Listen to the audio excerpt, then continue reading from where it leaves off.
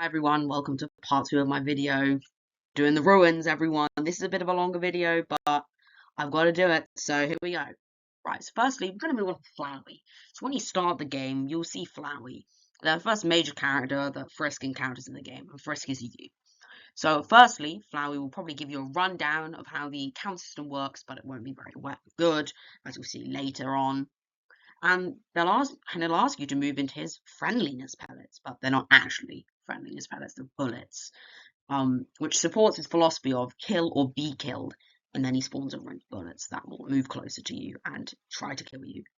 But if the player dodges the pellets, Flowey will spawn the ring anyway if you dodge them 3 times. Anyway, then, before Flowey can kill you, Toriel will knock him away and welcome you to the underground. She shows you around and helps you with multiple puzzles, like that one, this one, and that one. And she also gives you a more detailed run of how battles work, which I'm going to explain now. So, here's battles. This is the first battle you will ever do. You encounter the dummy. Also, shout out to the carrot guy. He's the one who did all this 11-hour video of Undertale in its entirety. That's where I'm getting all these screenshots from, so props to them. Anyway, so when you battle, you encounter the dummy, and you can fight an enemy, which there's 4 options. Firstly, you can fight an enemy, which will deal a certain amount of damage to it, depending on how much of that LV or love you have. So they're only on level 1, so they probably won't be doing very much damage, but still a good amount. And the attack system all revolves around you stopping the white line. It'll move from the left to the right, and if you stop it in the middle, you'll do more damage.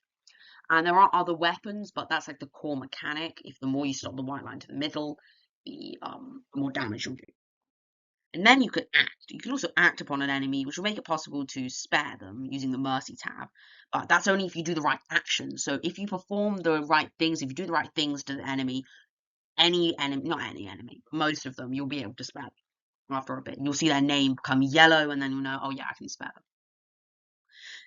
Yeah, so the actions you need to do to actually spare an enemy will vary depending on who you're facing. Then you can also click on the item tab, use an item in your backpack. This will take up your turn. You won't be able to do anything else. And then you can use the Mercy tab. It allows you to flee and spare. When you flee, it means you forfeit the battle and you don't get any rewards. You don't have to do this. You can't do this on all enemies, but you can do it on most.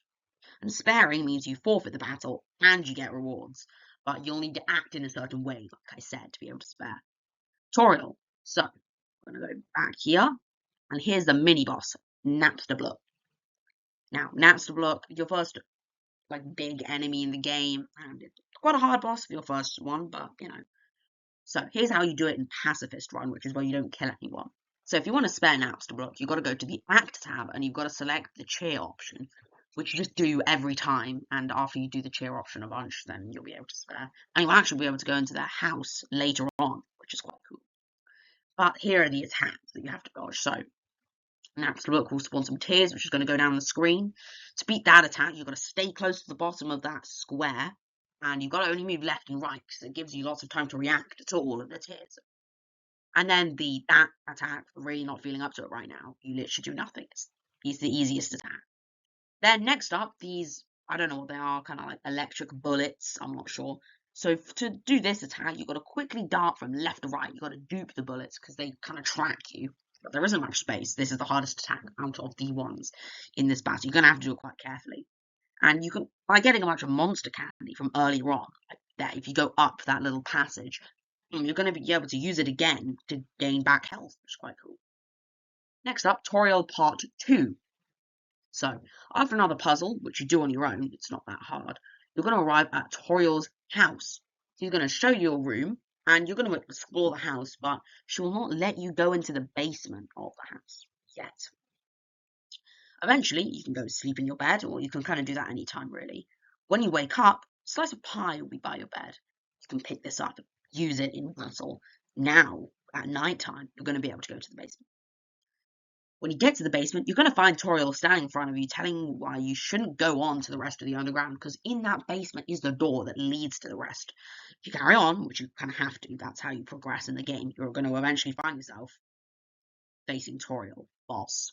So here's how you do it in Pacifist. If you don't want to kill Toriel, which I don't imagine you would, here's how to do it. You just got to click spare every single time, and it won't work, but after a few times, you're going to be able to spare Toriel, which is quite cool. And now the attacking guide. So this attack, you can't really see it very well, but their fireballs, they're going to be swaying along the top. Now this is quite a hard attack, but you can kind of find openings where the fireballs are swaying the opposite way, so you can go through them, and then it's quite easy. Okay.